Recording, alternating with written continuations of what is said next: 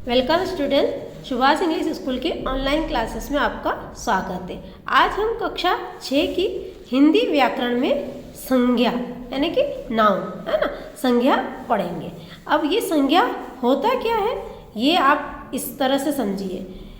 संज्ञा नाम का पर्याय है। कोई भी नाम होता है उसको अपन संज्ञा कहते हैं, है ना, कि वो तो संज्ञा दी गई है, उपमा दी गई है, तो ये जो वास्तविक जो नाम होता है उसे संज्ञा कहते हैं। हिंदी व्याकरण में कोई भी नाम संज्ञा कहलाता है। इस संसार में जितने भी मूर्त या अमूर्त यानी जीवित या निर्जीव या सजीव, मूर्त या अमूर्त वस्तुएं हैं, सभी का कोई ना कोई नाम होता है, अतः यह नाम ही संज्ञा कहलाता है ना। जैसे कैसे आप राजेंद्र प्रसाद भारत के प्रथम राष्ट्रपति थे। अब ये राजेंद्र प्रसाद जो है ये क्या है, नाम है, और राष्ट्रपति क्या है, उसकी जाति है ना। तो ये राष्ट्रपति जाति हो गई और ये भारत, ये राजेंद्र प्रसाद नाम हो गया और भारत भी नाम हो गया। अब ये व्यक्ति का नाम है, ये स्थान का नाम है और ये एक जाति है। अगला है विश्वनाथ आनंद शतरंज के सर्वश्रेष्ठ खिलाड़ी है ना। तो विश्वनाथ आनंद क्या हुआ, नाम हुआ, किसी व्यक्ति का नाम हो गया, और ये खिलाड़ी क्या हो गई, एक जाति हो गई, है ना। अब खिलाड़ी का मतलब होता है कोई सा भी खेलने वाला, है ना। इससे पता नहीं चल रहा पर्टिकुलर कि क्या है, तो ये जाति हो गई। आज बहुत गर्मी है। अब गर्मी, बहुत ज़्यादा गर्मी है। अब इसमें गर्मी क्या हो गया, भाव है। अब कैसे, आज जैसे अपन कहते हैं बहुत ज़्यादा ठंड है, तो ठंड क्या हो गया, भाव है ना। एक अंदर का भाव है जो बता नहीं सकते, पर बस कह सकते हो कि बहुत ज़्यादा है, तो ये एक भाव हो गया, है ना। इसी तरह से क्या है, ऊपर लिखित वाक्यों को काले मोटे छपे जो शब्द को ध्यानपूर्वक देखिए, ये वाले इनको समझना है ऐसा। इसमें राजेंद्र प्रसाद, विश्वनाथ आनंद, ये क्या है, व्यक्ति विशेष के नाम, किसी व्यक्तियों के, विशेष व्यक्तियों के नाम है ना। तो एक तो नाम हो गया व्यक्ति के नाम, फिर भारत स्थान, है ना। तो एक तो व्यक्ति के नाम, एक स्थान का नाम, फिर राष्ट्रपति और खिलाड़ी, ये क्या हो गए, जाति है ना। इनकी खेलने वालों की जाति है कि कबड्डी खेलता है कि शतरंज खेलता है, खो खो खेलता है कि क्या, ये राष्ट्रपति है कि उपराष्ट्रपति है कि कौन सा है, तो ये। अब शतरंज वस्तु है ना। शतरंज क्या हो गया, जो खिलौने, जो चीज़ है खेलने के, शतरंज खेलने की जो चीज़ें हैं वो क्या है, वो वस्तु हो गई। और ये जो गर्मी है ये क्या हो गया, मन का भाव हो गया, है ना। तो इन सब से मिलकर क्या बनेगी, एक संज्ञा की परिभाषा बन जाएगी। अतः उपयुक्त शब्द किसी विशेष व्यक्ति, स्थान, जाति, वस्तु या भाव इत्यादि के नाम का बोध करा रहा है। ये सारी चीज़ें क्या क्या बोध करा रही है, एक तो व्यक्ति का नाम करवाती है, स्थान बताती है, जाति बताती है, वस्तु है और भाव है, ये सब चीज़ों का बोध कराती है। तो इसकी विषय वास्तविक परिभाषा क्या हो गई है, किसी व्यक्ति, वस्तु, स्थान तथा भाव का बोध कराने वाले शब्द संज्ञा कहलाते हैं, है ना। इन सारी चीज़ों में क्या मिला आपको, ये चीज़ें मिली, क्या मिली, किसी व्यक्ति, वस्तु, स्थान तथा भाव का बोध कराने वाले शब्द संज्ञा कहलाते हैं। अब ये देखेंगे आप कि इसमें व्यक्ति भी है, जाति भी है, तो ये, और भाव भी है, तो ये क्या हो गई, इसके प्रकार हो गए, संज्ञा के प्रकार हो गए। अब संज्ञा के कितने भेद होते हैं, ये देखो, संज्ञा के भेद इस प्रकार है। देखो ये संज्ञा है ना, और इसके 3 भेद होते हैं। क्या बताया गया, 3 भेद होते हैं। कौन कौन से, ये संज्ञा के 3 प्रमुख भेद होते हैं। व्यक्तिवाचक संज्ञा, है ना, फिर दूसरा है जातिवाचक संज्ञा, और तीसरा है भाववाचक संज्ञा, है ना। ये 3 है।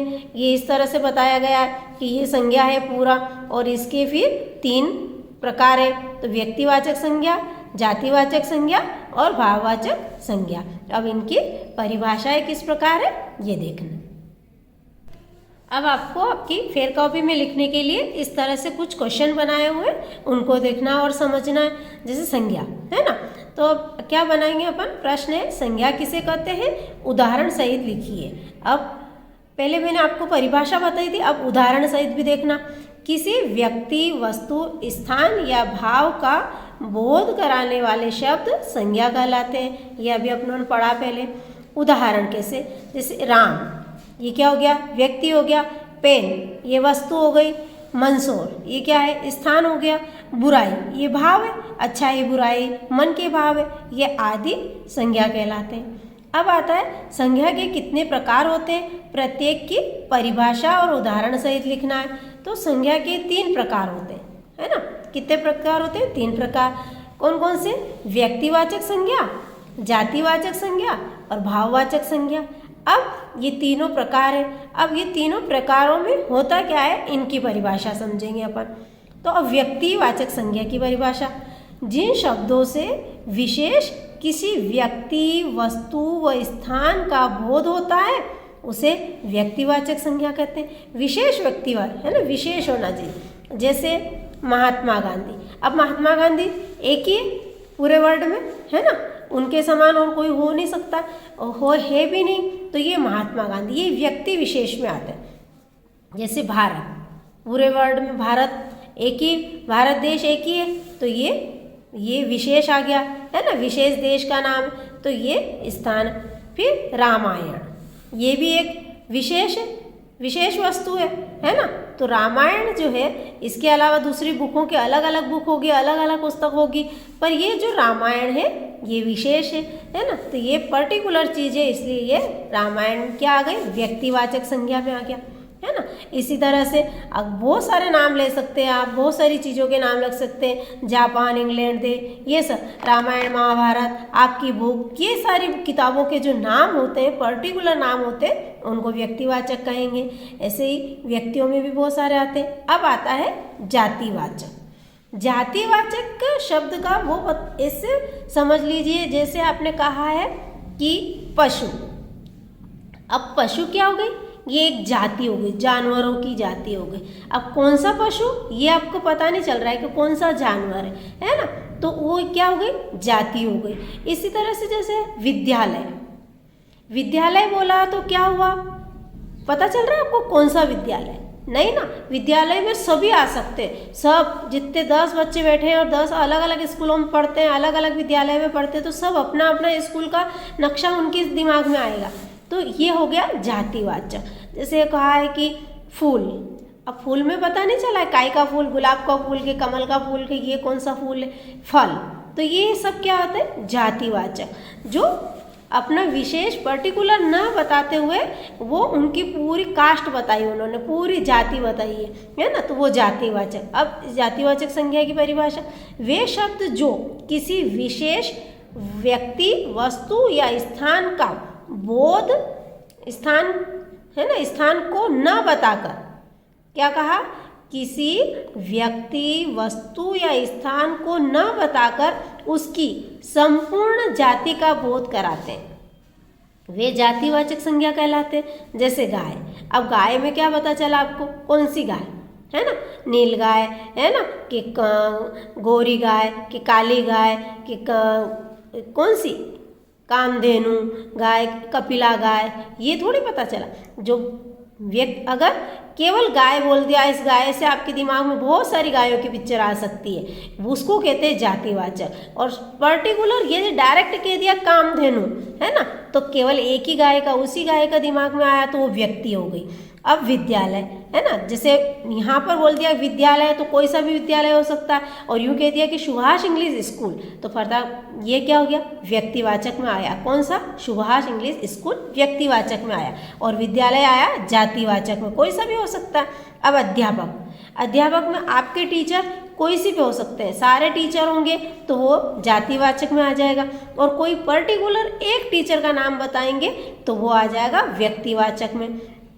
अब गुलाब, अब यहाँ पर भी गुलाब की जाति बताइए, कहा नहीं कि कौन सा गुलाब, लाल गुलाब के, पीला गुलाब के, सफ़ेद गुलाब के, ऐसा गुलाब। और अगर ये कह दे कि यहाँ पर गुलाबी गुलाब, तो वो व्यक्तिवाचक में आ जाएगा, और केवल गुलाब बोला है तो ये जातिवाचक में आ जाएगा, है ना। इस तरह से ये व्यक्ति।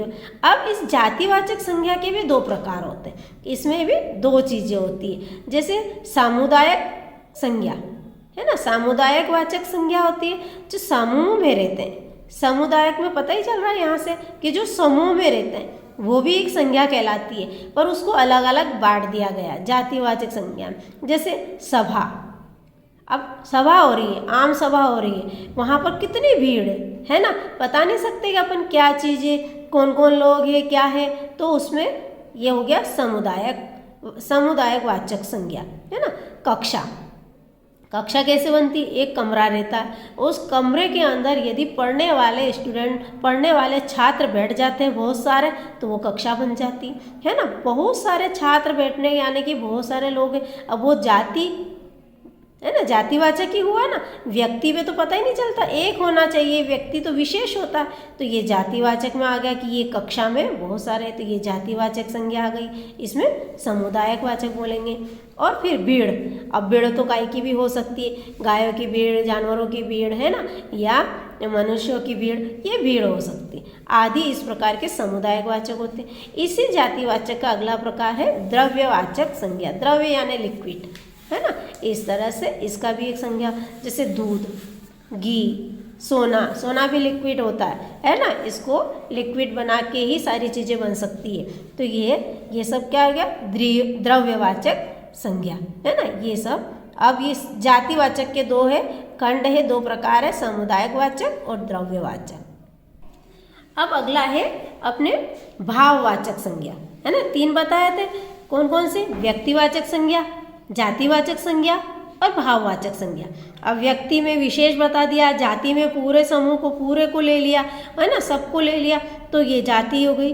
अब भाववाचक, भाव का मतलब होता है सीधा सा अपने मन के अंदर के भाव, मन, है ना, जो अपन महसूस कर सकते हैं, बता सकते हैं, केवल बता के कह सकते हैं, उसको उसकी मात्राएं नहीं बता सकते कि इतना इतना। जैसे आप कहते हैं कि मुझे बहुत गुस्सा आ रहा, अब गुस्सा कितना तोल के बता सकते हैं कि इतना आ रहा, क्या ऐसा कह सकते हैं किलो भर गुस्सा आ रहा, या मुझे बहुत टोकरी भर के गुस्सा आ रहा है, नहीं बता सकते। केवल कह सकते कि मुझे बहुत ज़्यादा, उसकी प्रक्रिया होती है ना, क्रिया होने लग जाती है, बाकी बता नहीं सकते। ये मन के भाव, मैं बहुत खुश हूँ, पर आप खुश बता नहीं सकते कितने खुश, है ना, ऐसा कहते हैं ना, मैं बता नहीं सकता कितना खुश हूँ, तो ये मन के भाव। तो ये भाववाचक संज्ञा, वे संज्ञा शब्द जिनसे पदार्थों के गुण, दोष, दशा, अवस्था या भाव का बोध हो, भाववाचक संज्ञा कहलाता है। जैसे प्रेम, अच्छा, बहुत अच्छा, तो अब ये अच्छा केवल बता सकते हैं, कह सकते हैं अपन। बचपन, है ना, दया, दया भी कितनी दया आ रही है ये नहीं बता सकते अपन, तो ये दया, ये मन के अंदर की। लिखावट, बहुत सुंदर लिखावट है, अब कैसी सुंदर लिखावट है उसकी उपमा दे सकते, बता नहीं सकते कि ये क्या है, वो क्या है आदि, ये सब क्या है, भाववाचक। अब व्यक्तिवाचक संज्ञा से जातिवाचक संज्ञा में बदलना, है ना, ये तो व्यक्तिवाचक भाववाचक हुआ ऊपर का। अब कुछ चीज़ें ऐसी होती है जो व्यक्तिवाचक संज्ञा होती है, उससे जातिवाचक संज्ञा में वैसे बदल सकते हैं। व्यक्ति, जैसे कहा है ये व्यक्तिवाचक संज्ञा में भगत सिंह, अब भगत सिंह क्या है, क्रांतिकारी है ना, पर्टिकुलर उसी का नाम बताया है, यानी कि आपके दिमाग में एक भगत सिंह आया, है ना।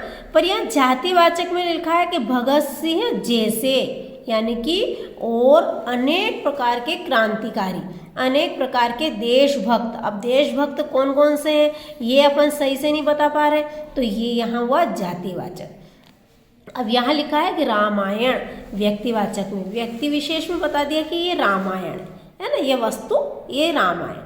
अब यहाँ लिख दिया है जातिवाचक में, कह दिया है कि धार्मिक ग्रंथ। अब धार्मिक ग्रंथ कौन कौन से आपके दिमाग में क्लिक हो सकते हैं, बहुत सारे हो सकते हैं, रामायण, महाभारत, अपने अपने धर्म की पुस्तकों का आपके दिमाग में हो सकता है, तो ये होता है जातिवाचक। जहाँ क्लियर नहीं होता है वहाँ जातिवाचक, और जब क्लियर हो जाता है वहाँ पर आता है व्यक्तिवाचक, ठीक है ना। अब यहाँ लिखा है तुलसीदास, व्यक्तिवाचक में आया तुलसीदास, ये तुलसीदास जी जो रामायण को लिखने वाले, पर यहाँ लिख दिया है जातिवाचक में एक संत।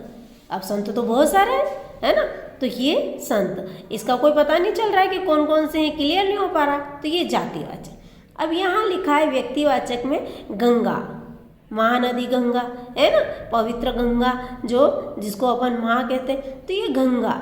यहाँ लिखा है यमुना, गंगा और यमुना ये व्यक्ति विशेष हो गई, तो ये क्या हो गया, व्यक्तिवाचक। पर यहाँ लिख दिया नदियाँ। अब कौन कौन सी नदियाँ, बहुत सारी आपके आसपास की नदियाँ हो सकती है, आपको जो नदी पसंद हो, जिसका नाम पसंद हो, जो आपने देखी है, जिसके पास गए हुए हो या आपके एरिया में बहती हो, आपके दिमाग में वही आएगी। तो यहाँ क्लियर नहीं है, इसीलिए ये जातिवाचक संज्ञा। ठीक है, अब अगला आता है जातिवाचक से भाववाचक संज्ञा में बदलना। जैसे यहाँ आया लड़का, लड़का ये जातिवाचक, कोई सा भी लड़का हो सकता है, इसलिए ये जातिवाचक है।